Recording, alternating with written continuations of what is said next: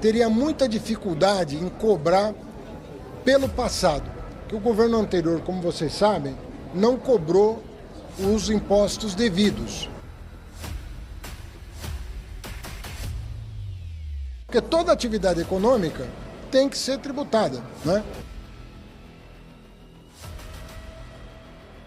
Da taxação, Fernando Tachad. Pelo amor de Deus, ministro, o senhor não deve mais nem falar com a sua mulher. Não deve nem ter tempo. Porque o senhor a todo momento quer aumentar imposto, homem. Vamos cortar um pouco os gastos, ministro. Eu sei que o senhor não concluiu as suas aulas de economia, como o senhor uma vez já declarou, mas se o senhor deixar mais dinheiro no bolso das pessoas, a economia vai girar melhor. Vocês só sabem tributar, taxar, falar em aumentar e nada de gastar, mas são gastos essenciais. Pra quê? Os lençóis egípcios da Janja e do Lula?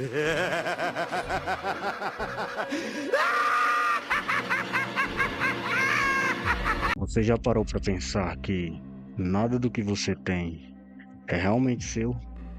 Que você é apenas um locatário do Estado e que em algum momento você terá que devolver tudo? O seu carro, a sua casa, o seu patrimônio que você acumulou com tanto suor, tudo isso terá de ser devolvido ao Estado em algum momento. Olá, seja muito bem-vindo. Eu sou o Aprendiz e no vídeo de hoje vamos tentar entender como o Estado, através de confiscos e impostos, consegue te manter pobre. E se você não for pobre, como eles corroem o seu patrimônio, como eles destroem a sua herança. Também vamos tentar entender se existe alguma forma de se proteger. Lá estava eu navegando na internet, até que eu me deparei com a seguinte notícia. Você acha que a sua casa, o seu carro, o seu terreno, o seu apartamento são seus realmente? Desculpa, mas não. Hoje o Estado pode agir contra os direitos de propriedade, confiscando ao seu bel prazer e conveniência. Investidores internacionais fizeram análise sobre artigos da Constituição que dizem respeito aos direitos de propriedade privada e concluíram que os governos podem usar a propriedade privada para pagar dívidas, violando então esse direito. Bom, temos que entender o que é a propriedade privada. Interessante. Propriedade privada é um direito de um indivíduo ou entidade legal de possuir bens, controlar ou dispor de bens, recursos exclusivamente para o seu benefício. Agora, imagine que cada pessoa, família ou empresa tem o seu próprio pedacinho de mundo. Pode ser uma casa, um carro, até um objeto simples como um celular. Isso é propriedade privada. É justamente isso, um direito de alguém usar aquilo que realmente é seu e decidir aquilo que pode fazer ou não com aquele bem. É o direito de alguém usar, cuidar ou decidir o destino daquele bem. É como quando alguém herda um carro velho do pai. Aquele carro é dele. Ele decide se dirige. Ele pode simplesmente pegar, pode utilizar, pode deixar parado. Ele decide o que fazer com aquele carro. Eu não posso simplesmente chegar naquela pessoa e dizer: me dá esse carro. Não, aquilo é propriedade dele. Ele decide o que fazer com aquilo. Em termos bem diretos, é o direito de cada pessoa possuir aquilo que é seu. Ninguém pode tomar, ninguém pode tocar, ninguém pode mexer naquilo que é seu sem a sua permissão. Seu imóvel não é seu, o seu carro não é seu, sua arma de fogo não é sua, é uma licença. Tudo é uma licença do governo, né? Não tem propriedade privada. O que é seu de fato, né? Verdade. Se você for analisar, deixa de pagar o IPVA, deixa de pagar o IPTU, o governo vai lá e toma a sua residência. E o pior de tudo, que na Constituição ainda fala que a residência, a sua terra tem função social. Pois é. Então, ou seja, você que tem uma casa aí e vai passar uma rodovia ali, eles pegam e compram sua casa. Mesmo se você quiser, eles te dão dinheiro lá e falam, ó, sua casa vai ser demolida. Nem na China é assim, porque tem aquelas casas que... Casas prego. As casas prego, que tem uma rodovia e depois eles pegam e desviam, porque tem gente que não vende a casa. Seu carro não é seu seu imóvel não é seu. Ah, mas como assim? Meu carro não é meu. Eu fui lá, eu comprei, ele é meu. Aquele imóvel, eu também paguei. Eu fui lá, eu paguei todas as parcelas. Eu quitei, eu paguei todos os impostos. Então ele é meu. Imagine comprar um carro à vista, com documento no seu nome. Na teoria, você é dono. Na prática, você é só mais um autorizado do governo e não um proprietário absoluto. Se você não pagar o IPVA, o Estado vai lá e toma. Se você passar numa blitz, já era. Mesmo que o carro esteja pago, mesmo que você já tenha pagado imposto sobre aquele bem, com o dinheiro que você já trabalhou, com o dinheiro que você já pagou imposto de renda, que um dinheiro que já foi tributado, você paga tributo novamente.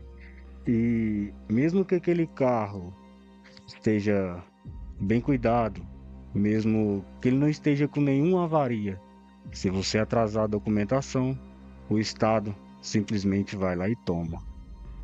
Aquele carro que é seu some como se ele nunca tivesse pertencido a você. Você precisa de permissão para circular. Você precisa pagar licenciamento, você precisa pagar vistoria, taxa disso, taxa daquilo. É como se você precisasse de pedir permissão simplesmente para usar aquilo que já é seu. E quem decide isso não é você. Quem decide isso é o Estado. Se você modifica algo, multa. Se você não pagou uma taxa, multa. Se você esqueceu alguma burocracia, apreensão. Seu imóvel também não é seu no Brasil. Se você tem que pagar para continuar no imóvel, você é um locatário. O proprietário real do imóvel é o soberano que diz o quanto você tem que pagar, senão você é chutado desse imóvel, não é isso? Você não é proprietário. A propriedade, em qualquer código, desde o Código Justiniano no século VI, não é isso? A propriedade ela é definida, inclusive no próprio Código Civil Brasileiro, uma expressão plena de todos os direitos reais. Propriedade condicionada à função social não é propriedade, bicho. A única propriedade absoluta hoje no mundo é Bitcoin. A situação fica ainda mais evidente quando falamos de imóveis no Brasil. Você paga IPTU para sempre. Não importa se a casa é quitada por 30 anos. Se você atrasar o IPTU, a prefeitura pode entrar com uma ação judicial e pegar o seu imóvel legalmente. Isso não é propriedade privada de fato. Isso é ser locatário do Estado. O Estado decide o que fazer com seu imóvel. Ao meu ver, isso não é propriedade privada. Isso é uma espécie de aluguel vitalício para o Estado. Se o governo decidir que a sua casa está no meio de uma obra, no meio do caminho de algum projeto, ele pode simplesmente justificar que é alguma utilidade pública. Eles podem até te pagar uma indenização, mas muitas vezes não é nem o valor real daquele imóvel. E você não pode fazer nada para impedir. Você não pode usar o seu imóvel como você quiser. Quer construir mais um quarto? Tem que pedir permissão. Quer aumentar o tamanho do seu imóvel? Quer construir um segundo andar? Mais permissão. Quer ampliar a estrutura daquele imóvel?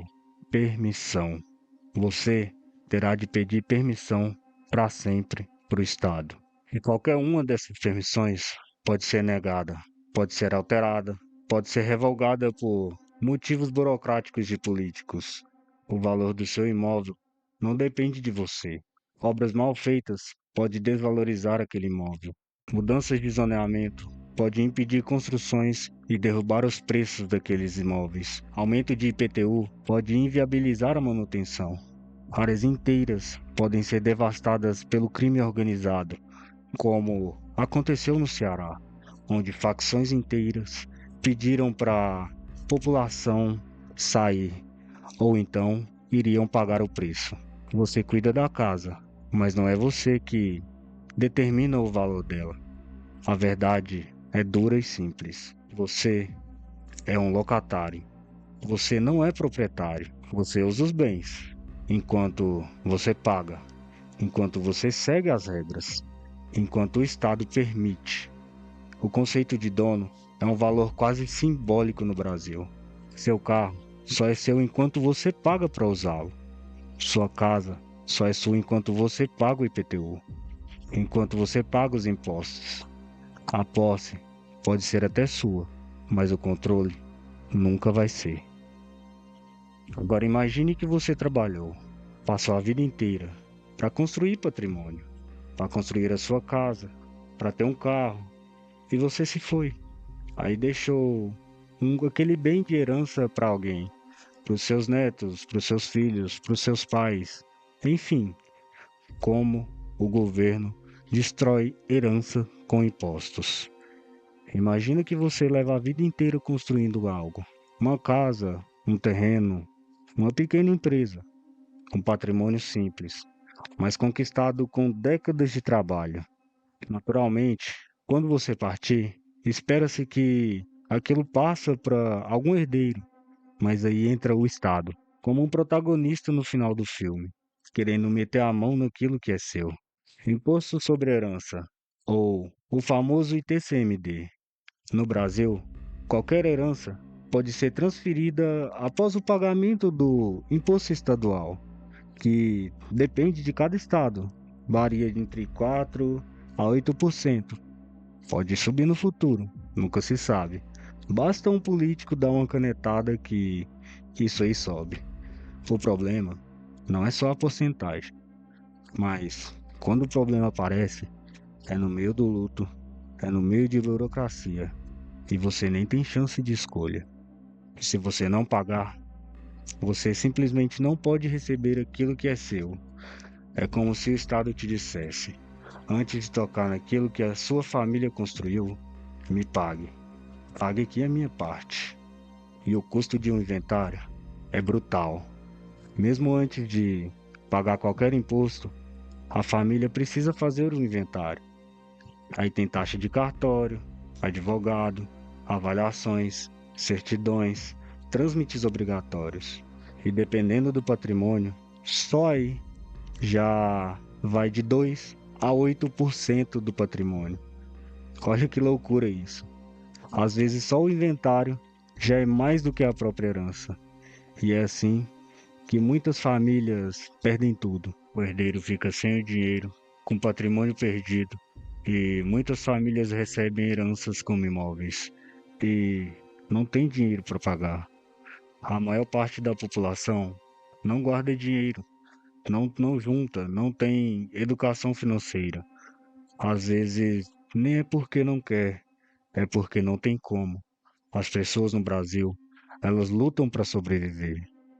Aí vem impostos, custos de inventário, e as famílias são forçadas a vender aquilo que foi construído uma vida inteira, tudo para pagar um processo.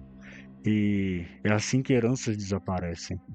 O peso do Estado sobre quem já perdeu, será que é a parte mais dramática? O Estado cria regras, cobra, prende processos e impede as transferências até que tudo seja pago. Não importa se o imóvel é a casa onde a sua família cresceu, não importa se a pessoa deixou herança justamente para proteger os filhos, não importa se os herdeiros não têm condições financeiras imediatas. Se não pagar, não recebe. Se não pagar, perde tudo. Tudo porque tem uma máquina burocrática, um parasita, uma máquina burocrática que exige impostos, que exige taxas, que exige tempo, que exige dinheiro imediato. E é exatamente no momento em que as pessoas estão fragilizadas. E é assim que as famílias têm que vender tudo às pressas, tudo para entregar para o Estado, uma parte daquilo que já foi pago durante uma vida inteira. Mas apesar de tudo isso, será que existe alguma forma de se proteger? Será que existe algum bem que o Estado não consegue meter o dedo? Que o Estado não consegue meter a mão? E a resposta é sim. Você já imaginou ter algo que não possa ser tomado pelo Estado? Algo que não dependesse de autorização para você usar? O Bitcoin, ele cumpre essa função. Ele é um ativo escasso e ele é um ativo inconfiscável. Se você fizer de forma correta, você também pode ficar de forma irrastreável. Eu falo sobre isso no meu vídeo Como Comprar Bitcoin de Forma Anônima. Corre lá e assiste. Muito obrigado por você ter assistido até aqui. Inscreva-se aqui no canal e compartilhe esse vídeo para que chegue para mais pessoas essa mensagem. Comente aqui o que você achou desse vídeo. Se você concorda ou se você discorda do meu ponto de vista, vamos trocar uma ideia aqui nos comentários. Seja rico, seja livre e seja soberano.